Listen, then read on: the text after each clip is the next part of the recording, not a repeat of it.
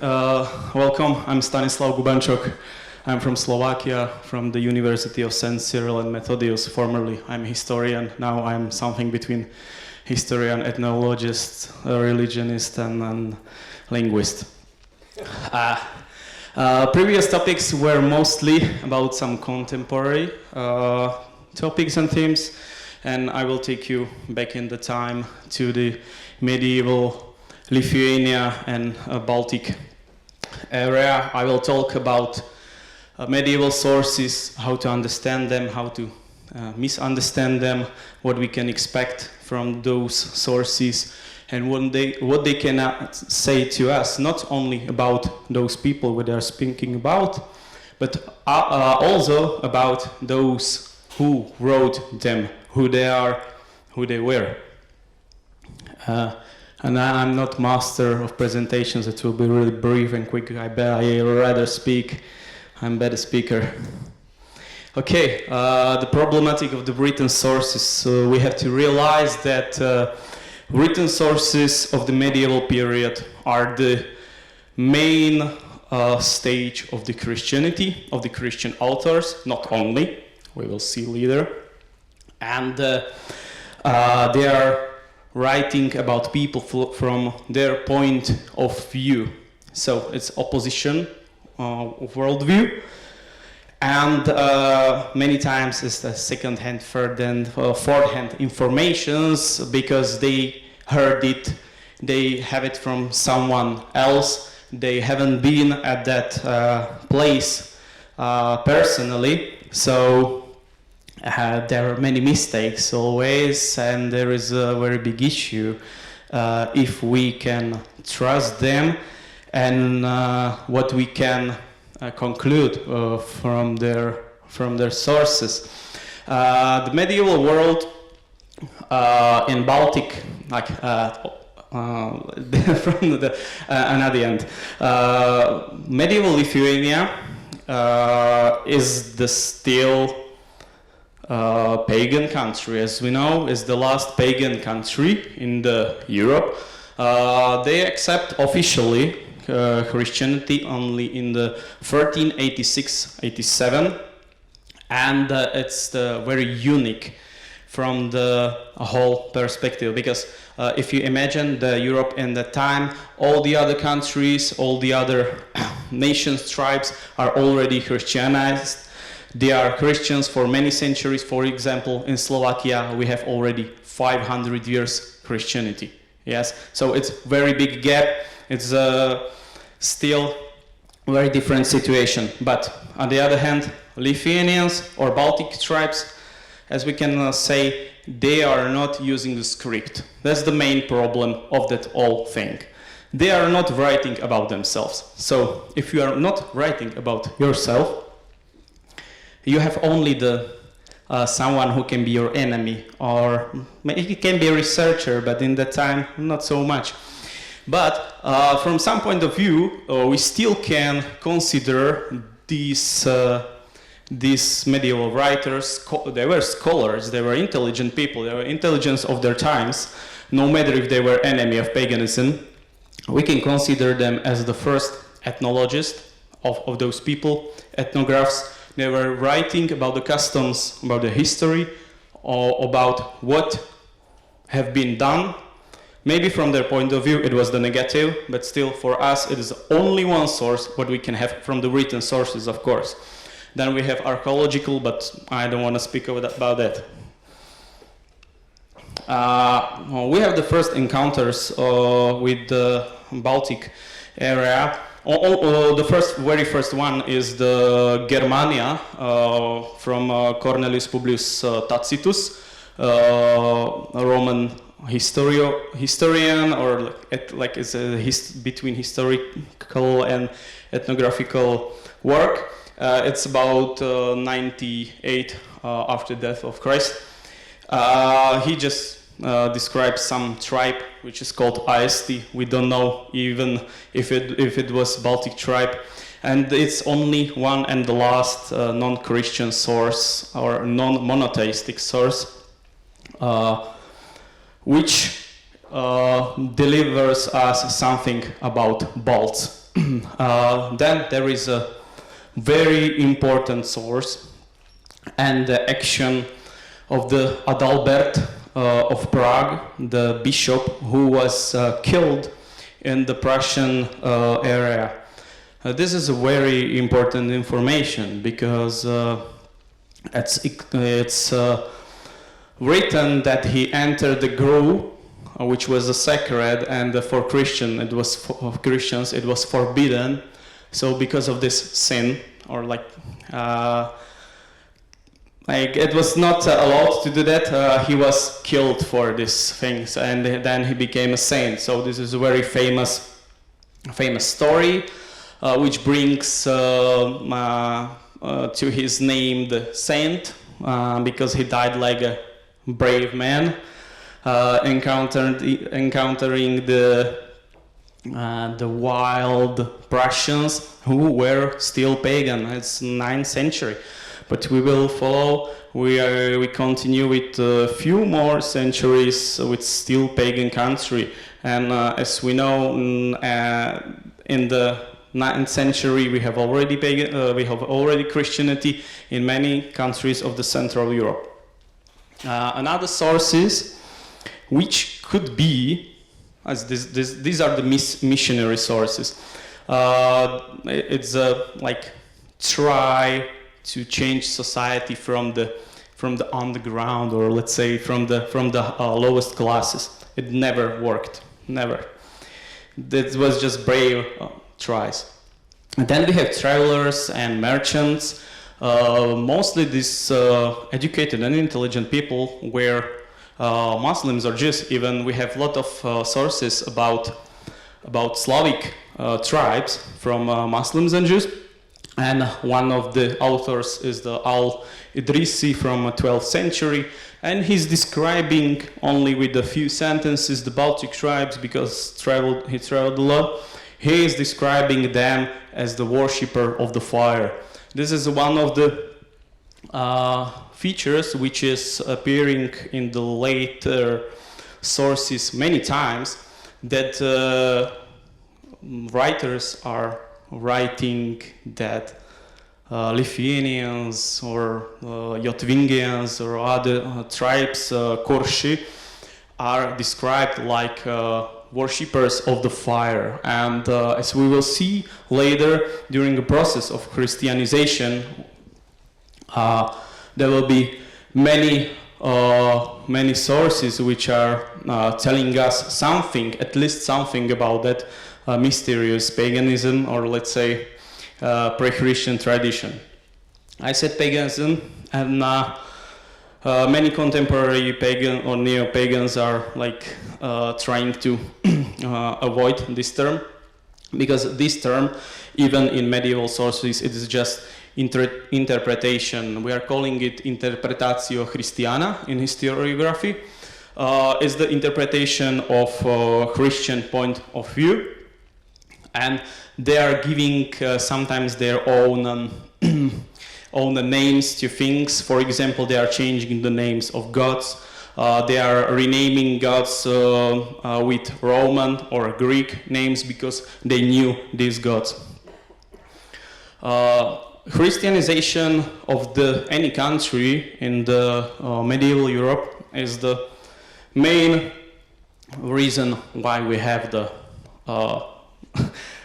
something what we know about the pagans. Of course, the Scandinavians have their Edda from Norris Sturluson, but it's still Christian thing. But they don't, the Balts and neither Slavs, they don't have any such a great book, so we need to find informations only from the Christian authors. And one of those is a Livonian Chronicle or Prussian Chronicle from the 13th and 14th century. So we know that in 13th and 14th century, it's the, I will show you something like this, is the Grand Duchy of Lithuania, then later it spread out. And all around is the Christian countries. And in Livonian Chronicle, and the Prussian and the New Prussian, we have very interesting informations. For example, we know that nowadays neo-pagan movement in Lithuania is called Romuva. Actually, it's the name from the Prussian chronicle, and it is describing that somewhere in the Prussian lands there exists some Romuva. It should be some temple. And in this Romuva there is some priest which is called Krivis. And this is only this small information is telling to us that there used to be or should be some organized religion, let's say. Of course, such a great country and state which is like invading the neighbors sometimes must have something what is organized. So even the source is telling us that they have been something what we can consider as a centralized temple with some high priest. But usually we know that for Indo-Europeans the priest competitions were also used by kings and warfare leaders. As I was saying about the Christianization, this process in historiography is called longue durée, which was used by Broidel. Huh? I heard something. Later, but before it was Broidel. And it's about those events which are behind the great history. So that slow process of Christianization of the country, because we know, for example, Christianization, we know that still in 17th century there are sources which are telling us from the Lithuania that there are still heathen or pagan, or let's say pre-Christian rituals in the rural area. And in 17th century, it's really not so far from from 21st. Because of that, Lithuania is still considered, maybe sometimes it's overrated, as the source of the European paganism, because it was Christianized so late in the 14th century. And the official accepting of Christianity doesn't mean that common folk is preaching to Christ. So, and there is one specific region which is called Samogitia or Žemaitija in Lithuania, which accepted Christianity only after the famous battle in 1410. And after 1410, there was such an issue in medieval sources that Žemaitians, they are a bit stubborn, let's say, in the world of stereotypes.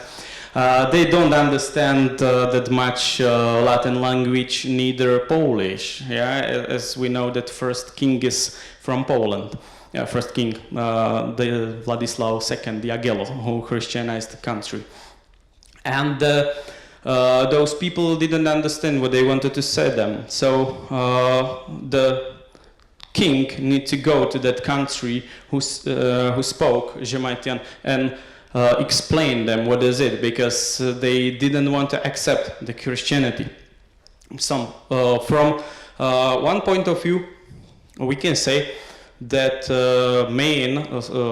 majority of sources are because of that, let's say, enemy position of Christianity. Another point of view is the interest of medieval writers about something other, something different. Yes. Something different, what was just exotic, it was interesting. I can cite the very interesting source from Helmholtz of Bosso. There was a even question from the first slide if there are mistakes in those sources. Of course, there are many. Helmholtz was writing mostly about Slavic tribes, but he was writing in his book Also about Prussians. In the time he thought maybe Prussians, they are the Slavic tribes, but now we know that Prussian is the old Baltic tribe which disappeared. Unfortunately, it was Germanized later after World War II. It's unfortunately Kaliningrad. And so Helmholtz is saying they are very kind with people in need, and they sell to those who wrecked or were threatened by pirates, and they help them. Gold and silver have only slight value for them. They abound with exotic furs. It would be possible to talk about this folk and their customs a lot praiseworthy, if they would praise the Christ's faith, but his preachers they pursue. So we can see that the Helmholtz would maybe they accept those folks, and that he is saying things that they are good in the nature, but only one problem is that they don't preach to Christ. And this is the problem of many medieval sources, and it's very interesting to look at this thing from the point of view of ethnologists, because we are finding many ethnographic informations. Another thing is that the Christianization in Baltic countries were really tough. It was, as the Polish are saying, ogniem I meczem, by fire and sword, because the Teutonic Order tried to push the Christianity to this area, but it was not probably from their honest faith. One of the kings, only one, Mindaugas of Lithuania, he is saying that we would accept, he's writing a letter to Pope, we would accept the Christianity, but those things which are doing the Livonian order and the order of German Knights, they are not persuading us that Christ is good, that it is for our good sake. They just want our land and they just want our goods. That is what he is writing to Pope. So imagine, of course, it is not him who is writing. So there must be someone who is acknowledged with Latin. So there must be some priest or someone who knows the Latin. And we know that from sources that in the Grand Duchy of Lithuania and in that state of many tribes later, of many nations, because they absorb Pskov and Minsk and the other famous cities, they have been really multicultural and multi-religionist. We have Karaims, who are by faith Jew, by origin Turkish, on the borders. We have in the time Catholics still, and we have the Orthodox. There is a written in sources that we have many different churches or temples, and it's saying that maybe they were trying to be tolerant, or it was just politics, as well as with Christianity, as well with other religions. This is what sources of 12th, 13th, or 11th century are saying to us, and how we can look at the authors of those chronicles. For example, Peter from Duisburg in the Prussian chronicle is writing about Romuva, but he doesn't write anything bad. He writes just something what he knew, something what can be interesting from his point of view, but he doesn't see as it ultimate evil. Maybe if he would encounter these tribes in reality, that would be different. But we have to consider the sources of the medieval times with carefully, like really carefully, because there are a lot of mistakes, but those mistakes we can check by archaeology, by historical comparative linguistics, and the other great and amazing sciences which are helping history, not only helping, which is connected.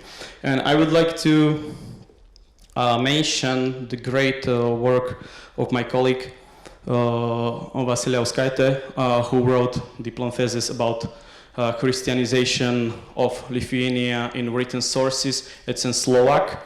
It is the it is the first work written in my native language about the Lithuanian history and Christianity, and this problematics. And I guess time is over.